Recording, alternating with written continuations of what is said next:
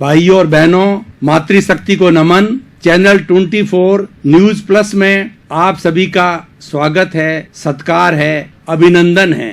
आज हम सभी एक बहुत गहन विषय पर पुनरुत्थान कार्यक्रम चैनल 24 न्यूज प्लस के पुनरुत्थान कार्यक्रम में चिंतन करने के लिए एकत्रित हुए हैं। पुनरुत्थान का अर्थ होता है अवनति से उन्नति की ओर जाना, गिर करके उठना और अपना विकास करना।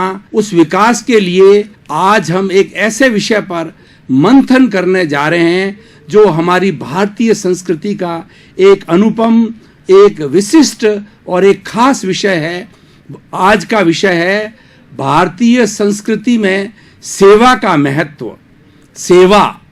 सेवा एक ऐसा शब्द है जिसके अंदर पूरी भारतीय संस्कृति का दृश्य, स्केच और पूरा का पूरा ब्लूप्रिंट आ जाता है।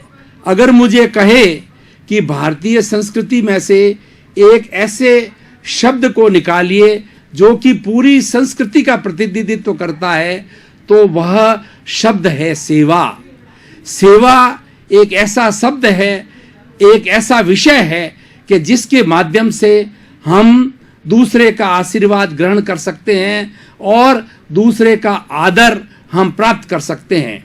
सेवा कई तरह की होती है और हमारी पारिवारिक सेवा होती है, समाज की सेवा होती है और बाल बच्चों की सेवा होती है। हमारी भारतीय संस्कृति में 4 तरह के ऋण बताए जाते हैं: देव ऋण, गुरु ऋण, पितृ ऋण और समाज ऋण।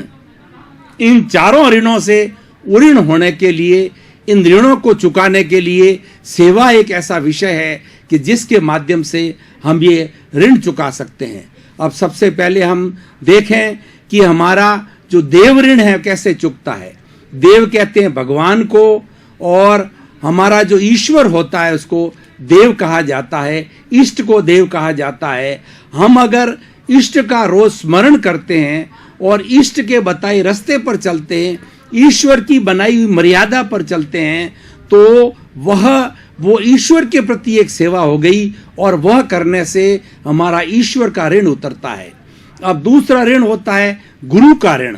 बंधुओं, गुरु 2 शब्द है। गुरु का मतलब अंधकार, रू का मतलब हटाने वाला। गुरु वह होता है जो अंधकार को मिटाता है। हमारे जीवन में सबसे बड़ा अंधकार है अज्ञान, और अज्ञान को ज्ञान के द्वारा मिटाया जा सकता है और ज्ञान गुरु देता है। कहा भी गया है, गुरु गोविंद दोनों खड़े काके लागू पाए, बलिहारी गुरु आपकी और गोविंद दियो बताए।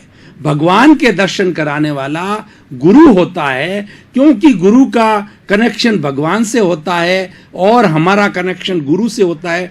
गुरु एक ऐसा माध्यम है जो शिक्षा के द्वारा, और वो हमारा अज्ञान हटा करके ईश्वर के दर्शन करा सकते हैं। तो ऐसे गुरु के प्रति जो कि हमारा अज्ञान मिटाता है, हमारा कितना दायित्व है, हमारी कितनी रिस्पॉन्सिबिलिटी है, हमारा कितना ऋण है। उस ऋण को चुकाने के लिए गुरु के प्रति हमारा सम्मान होना चाहिए, गुरु के प्रति हमारी श्रद्धा होनी चाहिए, और गुरु जो हमें वो ज्ञान देवे, वो ज्ञान हमारे जीवन में उतरना चाहिए। बंधुओं, भाइयों और बहनों, श्रोतागण, कोई भी सिद्धांत बहुत अच्छा है, लेकिन वो सिद्धांत तो एक विजन है, एक हमारे सामने आइडियोलॉजी है, लेकिन उस सिद्धांत के ऊपर चलने से ही हमारा चरित्र बनता है। ऐसा कहा जाता है कि 3 बातें होती है। एक तो होता है राइट फेथ। राइट फेथ का मतलब श्रद्धा, राइट विजन, हमारी दिशा सही हो, हमारा रास्ता सही हो। और दूसरा होता है राइट नॉलेज। राइट नॉलेज का होता है कि हम ईश्वर के प्रति, इस सृष्टि के प्रति, हमारे जीवन के प्रति, समाज के प्रति हमारा क्या नजरिया है, हमारा क्या ज्ञान है, हमारा क्या दायित्व है, ये कहलाता है हमारा ज्ञान। और जब उस ज्ञान को चरित्र में ढाला जाता है, इम्प्लीमेंटेशन किया जाता है, तब हमारा चरित्र बनता है। Man is known by the company he keeps. मनुष्य जो है जैसी संगत में बैठता है उससे वह जाना जाता है बंधुओं। और जो चरित्रवान व्यक्ति होते हैं उनके साथ हम बैठते हैं तो हमारा चरित्र भी अच्छा होता है और हमारी समाज के अंदर एक विशिष्ट इमेज होती है, एक प्रतिष्ठा होती है। तो ये सारी ज्ञान को देने वाला गुरु होता है। उस गुरु के प्रति जो है हमारा ऋण है, उस ऋण को चुकाने के लिए गुरु की सेवा की जानी चाहिए, गुरु के बताए हुए ज्ञान पर चलना चाहिए, गुरु के प्रति श्रद्धा रखनी चाहिए, और समय पड़ने पर गुरु कभी अस्वस्थ हो जावे तो उनकी सेवा की जानी चाहिए। तन से, मन से, धन से ये गुरु की सेवा करनी चाहिए। और तीसरा जो ऋण है हमारे सामने, पितृ ऋण। माता पिता, भाई और बहनों, दर्शक गण, इस सृष्टि में हम आए हैं तो हमको इस सृष्टि में कौन लाया? इस सृष्टि में हमको लाने वाले हमारे माता पिता है। माता पिता एक बच्चे को जन्म देते हैं, उसके बाद के अंदर उसका पूरा भरण पोषण करते हैं, उसको हर परिस्थिति से बचाते हैं, और वो कोशिश करते हैं कि वो बच्चा जो मेरे से माता पिता सोचते हैं हमारे से बढ़ करके जो होना चाहिए। कहा भी जाता है कि बाप रुपया तो बेटा सवा रुपया, यानी माता पिता का हमेशा दृष्टिकोण रहता है कि मेरी संतान है वो हमसे बहुत उच्च स्तर की हो, हमसे बढ़ कर के वो सेवा के कार्य करे। तो ऐसे माता पिता जो कि हमारी इतनी देखभाल करते हैं, हमारे जीवन का निर्माण करते हैं, तो उनके प्रति सेवा करके हम उनके ऋण को उतार सकते हैं। हम सारी बात सेवा की कर रहे हैं भाई और बहनों। मातृशक्ति की सेवा एक ऐसा विषय है, एक ऐसा गुण है कि व्यक्ति उस विषय को अपने जीवन में ढाल लेता है तो वह व्यक्ति परिपूर्ण हो जाता है, और धीरे धीरे जब उसको अपने जीवन का एक अंग बना लेता है तो वह भी एक ईश्वर का रूप हो जाता है। एक समाज का ऐसा व्यक्तित्व होता है कि समाज उसके पीछे चलने को तैयार होता है। तो ये हम माता पिता के प्रति सेवा कैसे करें? माता पिता के प्रति सेवा इस तरीके से की जानी चाहिए कि जब पहले तो जब वो जवान अवस्था में होते हैं तो हमारी सारी देखभाल करते हैं, हमारे से सेवा बिल्कुल नहीं लेते हैं। जब वो वृद्ध अवस्था में जावे तब उनका शरीर है थोड़ा क्रश हो जावे, मानसिक जो है रूप से वो कमजोर हो जावें, तो ऐसे समय में हमें माता पिता की सेवा करनी चाहिए। सेवा का अर्थ ये कि हमें ऐसा कार्य कोई नहीं करना चाहिए जो कि माता पिता को ठेस पहुँचे, माता पिता को कोई ऐसे कड़े लफ्ज कहना और माता पिता को ताना कसना, माता पिता की उपेक्षा करना, माता पिता की सहार संभाल न करना, माता पिता के पास नहीं बैठना, उनके दृष्टिकोण को नहीं समझना, ये सब उनकी असेवा है। और उसके लिए हमें हमेशा ये ध्यान रखना चाहिए कि माता पिता अगर प्रसन्न हैं तो ये जगत प्रसन्न है। और ऐसा कहा जाता है कि इस सारे सृष्टि के अंदर जो सबसे बड़ा जो तीर्थ है वो माता पिता है। और हमारी भारतीय संस्कृति में कहा जाता है कि प्रतिदिन अगर आप माता पिता के पैरों को धोकर के वो पानी पिए तो भी आप उऋण नहीं हो सकते हैं। इतना बड़ा हमारा माता पिता के प्रति जो कर्तव्य है, माता के प्रति हमारा ऋण है, और पिता के बनिस्पत तो माता के प्रति बहुत ज्यादा ऋण है, क्योंकि माता 9 महीने हमें अपने पेट में रखती है और उसके खून से हमारे शरीर का निर्माण होता है बंधुओं। तो हम समझ सकते हैं कि माँ का रोल इस दुनिया के अंदर माँ की जगह कोई नहीं ले सकता है। तो उनकी सेवा करना एक बहुत बड़ी महत्व की बात होती है, और जिसमें माता पिता प्रसन्न रहते हैं, माता पिता आशीर्वाद देते हैं, देवता भी उसके ऊपर प्रसन्न होते हैं। तो माता पिता की सेवा करके हम पितृ ऋण उतार सकते हैं। एक अब चौथा आता है समाज का ऋण। समाज हमें पहचान देता है। जब बच्चा जन्म लेता है तो उसकी अलग अलग जाति के अनुसार जो है समाज में उसको धर्म दिया जाता है, उसकी जाति का नाम दिया जाता है। जैसे मेरा नाम सोहन राज है और मैं जाति से ओसवाल हूँ और मेरा गोत तातेड़ है, हर एक का अपना अपना ऐसा गोत होता है। तो इस तरीके से ये पहचान समाज देता है, और हमारे को प्रोत्साहन भी समाज ही देता है।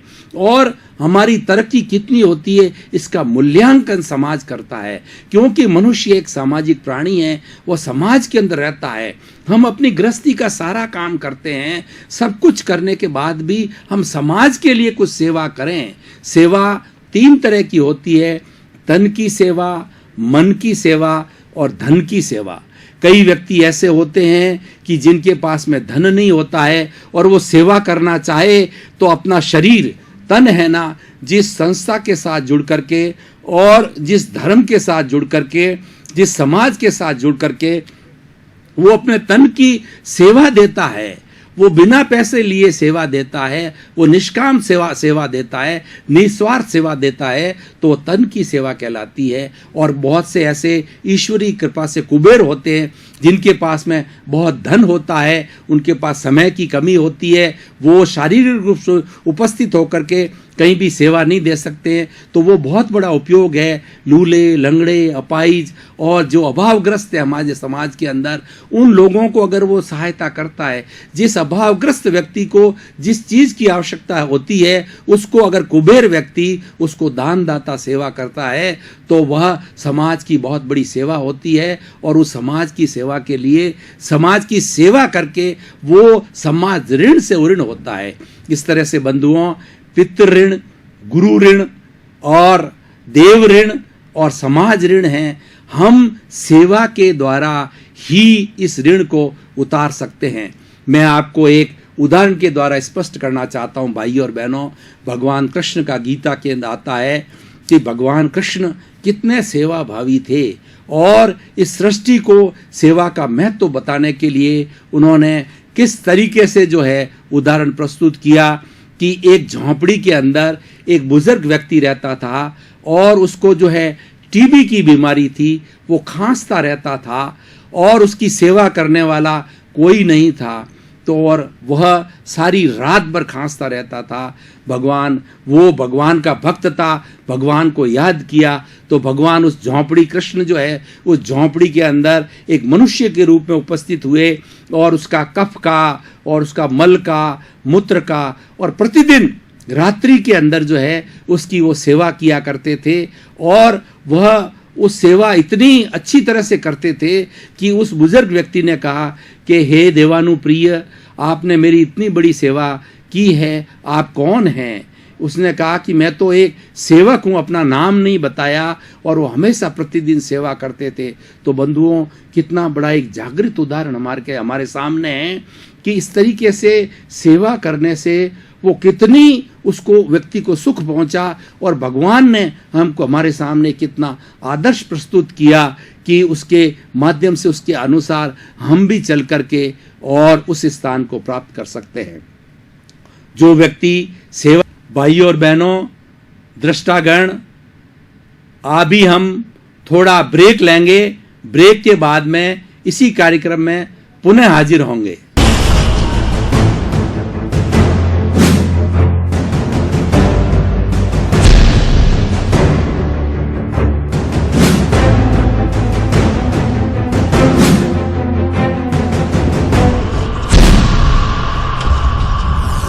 मातृशक्ति, अब हमने अपना माइंड फ्रेश किया, अब पुनः हम पुनरुत्थान कार्यक्रम में अपना पुनरुत्थान करने के लिए, अपना विकास करने के लिए, अपने जीवन का निर्माण करने के लिए सेवा के इस कार्यक्रम को, सेवा के इस मंथन को और आगे बढ़ा रहे हैं। सेवा भावना से चलता है, वो समाज के अंदर हमेशा अच्छा स्थान प्राप्त किया जाता है। आज हम देखिए 3 तरह की हमारी चेतना होती है। एक चेतना स्वार्थ की होती है। स्वार्थ भी जरूरी है क्योंकि गृहस्थ जीवन के अंदर उसका परिवार होता है, शरीर होता है, माता पिता होते हैं, बाल बच्चे होते हैं, वह भी कार्य करना आवश्यक है क्योंकि हमारे गृहस्थ जो समाज के अंदर, गृहस्थ धर्म के अंदर वो अलाउड है, लेकिन वो हमारे परिवार तक सीमित है। अगर हम परिवार से थोड़ा ऊपर उठना चाहते हैं तो परार्थ की चेतना कहलाती है। परार्थ की चेतना क्या होती है? Live and let others live. मैं भी जीऊं और दूसरों को भी जीने दूं, यानी मैं समाज के लिए कुछ करूं, थोड़ा समय मेरी शरीर की सेवा के रूप में करूं, धन के रूप के अंदर करूं। और धन और तन दोनों नहीं है तो जो लोग सेवा समाज के अंदर करता है, समय समय पर गैदरिंग के बीच के अंदर उन लोगों का बहुमान किया जाना चाहिए, उनका सम्मान किया जाना चाहिए, ताकि कि उनमें भी जब प्रोत्साहन आएगा तो और अधिक सेवा करेंगे। प्रोत्साहन के लिए ऐसा कहा जाता है कि कोई भी महापुरुष एक कमजोर व्यक्ति के ऊपर उसके कंधे पर हाथ धर देते हैं तो वह भी महान बन जाता है। क्योंकि प्रोत्साहन अपने आप में एक बहुत बड़ी शक्ति होती है। सेवा एक ऐसी शक्ति होती है कि सेवा के माध्यम से हम अपने ईश्वर को भी बस में कर देते हैं। ईश्वर के लिए कहा जाता है कि God help those who help themselves. जो स्वयं अपनी सहायता करते हैं, ईश्वर उसकी सहायता करता है। और हम दूसरे की निस्वार्थ रूप से सेवा करते हैं तो निश्चित रूप से देवता प्रसन्न होते हैं, क्योंकि उसका हमारे में स्वार्थ नहीं होता है। हम छोटी छोटी सेवा की बातों को देखिए कि कोई व्यक्ति, कोई जो रोड के ऊपर ट्रैफिक चल रहा है और वहाँ उसके बीच के अंदर कोई अंधा व्यक्ति आ जाता है, तो हमारा दायित्व बनता है उस अंधे व्यक्ति का जो है हाथ पकड़ के हम उसको फुटपाथ के ऊपर जो है खड़ा करें और उनको बताएं कि इस तरीके से लाठी के सहारे चलो। ये एक बहुत बड़ी सेवा है। अब छोटी छोटी बातों का सेवा का उदाहरण आपके सामने प्रस्तुत कर रहा हूँ। कोई व्यक्ति पथिक बाहर से आ रहा है, उसको रास्ते का ध्यान नहीं है और हमसे कोई पूछता है, तो हमारा दायित्व बनता है कि हम उसको सही रास्ता बताएं। ये रास्ता इधर जाता है, इतना दूर है, ऐसे जाया जा सकता है और इस रास्ते के अंदर ये दिक्कतें हैं। हमारा केवल 1 मिनट का समय लग गया, लेकिन उस 1 मिनट के समय का उस अगले वाले पथिक के लिए, यात्री के लिए कितना बड़ा सदुपयोग हो गया। वो मन के अंदर यात्री हर वक्त सोचेगा कैसा भला इंसान था जो कि मुझे उसने सही जो है वो जो गाइडेंस दिया। मैं आपको एक उदाहरण देना चाहता हूँ। जैसे कि मैं प्रोफेसर हूँ और कुलपति भी रहा हुआ हूँ, मैं टीचर हूँ, तो मेरा दायित्व है कि जो शिक्षा ग्रहण करने वाले बच्चे हैं, छोटे बच्चे हैं, बड़े हैं, शिक्षा जगत का कोई व्यक्ति है, मुझे किसी कोर्स के बारे में बात कहे कि बताइए ये कोर्स कैसा है, इस कोर्स में जाना चाहिए कि नहीं, इसकी मेरिट्स क्या है, डीमेरिट्स क्या है, तो मेरा ये फर्ज बनता है, दायित्व बनता है। क्यों कि मेरा तो पूरा जीवन उसमें से गुजरा है, तो मेरा ये दायित्व बनता है कि मैं उस बच्चे को, उस व्यक्ति को पूरा गाइडेंस दूं, थोड़ा समय लगाऊं कि यहाँ से ये कोर्स किया जाना चाहिए, ये कोर्स ऐसा है, इसका प्लेसमेंट ऐसा है और ये इस कॉलेज में सबसे अच्छा होता है, क्योंकि हमारे पास अनुभव होता है।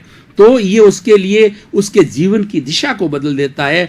और ऐसा व्यक्ति जब कभी भी बड़ा होकर के और उसको ध्यान करता है, तो वो उसके लिए, वो व्यक्ति जिसने कि उसको गाइडेंस दिया, पूजनीय हो जाता है। अब आप देखिए बहुत से हमारे समाज में ऐसे उदाहरण मिलते हैं भाइयों, सेवा के, कि कोई भी बेचारा बच्चे में प्रतिभा बहुत है, लेकिन उसके घर की स्थिति नहीं होती है और उसको हम गुप्त रूप से या सीधे रूप से, जैसी भी व्यवस्था से, उसका पूरा समय पे उसकी स्कॉलरशिप को देना, उसकी जो फीस को जमा कराना, और धीरे धीरे वो बड़ा आईएएस ऑफिसर या आईपीएस ऑफिसर बन जाता है। तो वो हमेशा हमें जीवन भर हमको याद रखेगा और उसके दिल के अंदर हमारे लिए कितनी बड़ा स्थान होगा। हम इसका एक रिवर्स पक्ष भी देखते हैं। कुछ लोग ऐसे होते हैं जो कि दूसरों को सेवा देने के बनिस्बत उनको कष्ट देते हैं अपने स्वार्थ के लिए। मैं आपको एक उदाहरण दूं कि जो लोग ये मिलावट करने वाले होते हैं, वो अपने थोड़े से स्वार्थ के लिए मसालों में मिलावट करते हैं, दालों में मिलावट करते हैं, दवाइयों में मिलावट करते हैं, जीवन की हर सामग्री के अंदर वो लोग जो कुसंगत वाले लोग होते हैं, वो लोभी लोग होते हैं, तो वो मिलावट करते हैं। और मिलावट जो अपने शराब के अंदर मिलावट करते हैं, भोजन में मिलावट करते हैं, और उससे हजारों सैकड़ों लोगों की मृत्यु तक हो जाती है। बंधुओं, ये देखिए ये समाज का क्या नजरिया है। वो कितना व्यक्ति जो है वो निंदनीय है, क्योंकि वो कुकृत का काम करता है और उसके सामने जो सेवा करने वाले हैं वो वंदनीय हैं, वो स्तुत्य है, वो देवता का रूप है और उस देवता उससे प्रसन्न रहते हैं।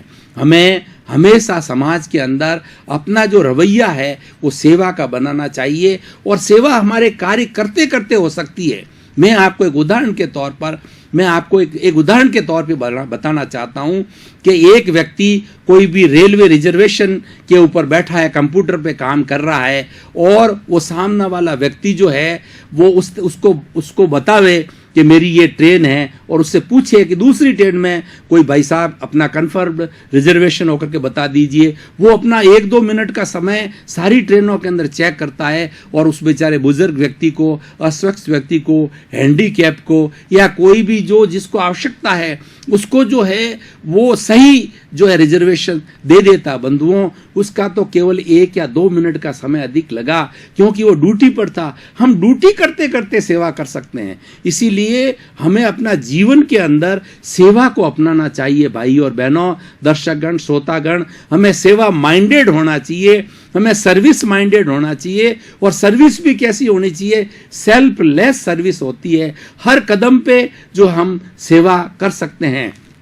मैं आपको और कई तरह के उदाहरण देना चाहता हूं कि बैंक के अंदर जो है कई तरह के लोग आते हैं जो बेचारे कुछ गरीब होते हैं, कुछ ऐसे अंगूठा छाप होते हैं, वो नहीं कर सकते हैं, तो उनको कोई फॉर्म भरना होता है, उनको कोई भी चीज़ बतानी होती है तो हम उनका फॉर्म भर के देते हैं, या उनको कोई भी चीज़ उनको गाइडेंस देते हैं तो उनके लिए वो कितना बड़ा उपयोगी हो सकता है। बंधुओं, ये एक अपने आप में बहुत बड़ी सेवा है। मैं अभी कुछ ऊंची सेवा की बात करूं कि अब देखिए, शिक्षा, चिकित्सा, भरण पोषण, ये हमारे जीवन के लिए कितने आवश्यक है। हमारे गृहस्थ धर्म के अंदर, गृहस्थ जीवन के अंदर रोटी, कपड़ा, मकान, शिक्षा और चिकित्सा, ये 5 चीजें बहुत ही अति आवश्यक है।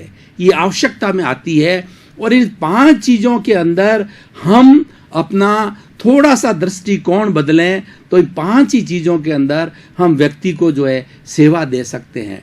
मैं आपको बताऊं कि एक डॉक्टर है, डॉक्टर जो अपनी फीस लेके कार्य करता है, अच्छी बात है क्योंकि वो परिश्रम करता है, फीस भी चाहिए, लेकिन उसे अपना एक दृष्टिकोण ऐसा भी रखना चाहिए।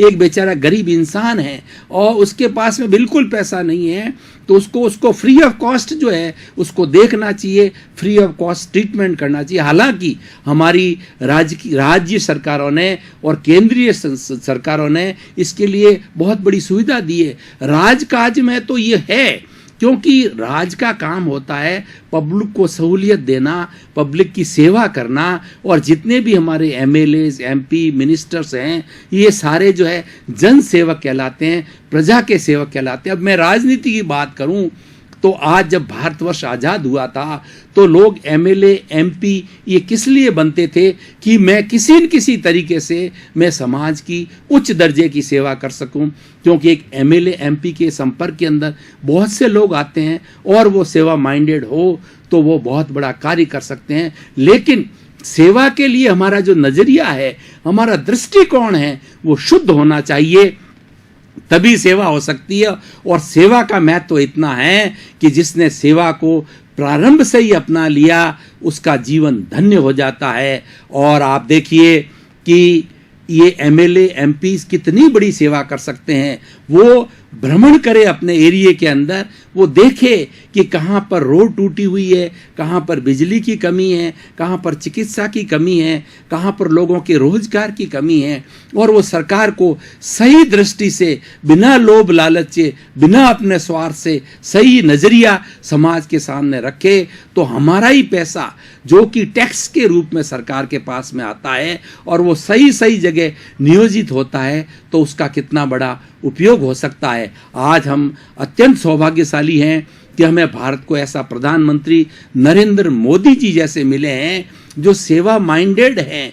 उनके नस नस के अंदर, उनके ब्लड की हर कतरे के अंदर सेवा की भावना है। और वो आज से नहीं, जब 12 वर्ष तक जो मुख्यमंत्री गुजरात रहे और अभी 3 वर्ष से हमारे भारत के प्रधानमंत्री है, 15 वर्ष का भी कैरियर हम देखें, 15 वर्ष के कैरियर में 4-5 घंटे सोते हैं और बाकी के जो है 18 घंटे जो है वो जन सेवा के अंदर उनका दिमाग चलता है।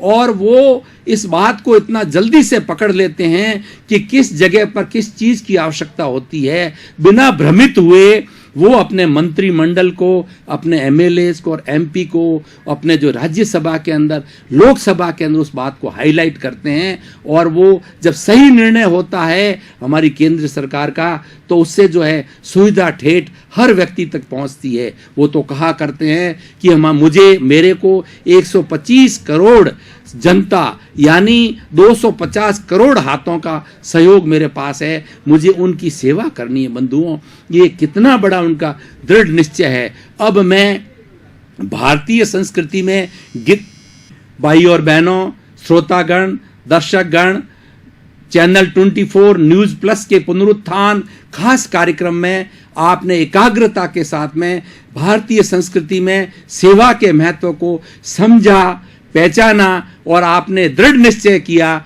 कि ये सेवा का महत्व, सेवा को हम अपने जीवन का लक्ष्य बना करके जीवन को सफल बनाएंगे। आप सभी के प्रति मंगल भावना, शुभकामना, आपका जीवन मंगलमय हो, आनंदमय हो और आपके जीवन के हर कण कण में सेवा समाहित हो जाए। भाई और बहनों, काफ़ी देर से हम गहन मंथन चिंतन कर रहे थे, तो अब थोड़े समय के लिए हम ब्रेक दे रहे हैं। ब्रेक के लिए पुनः हाजिर होंगे।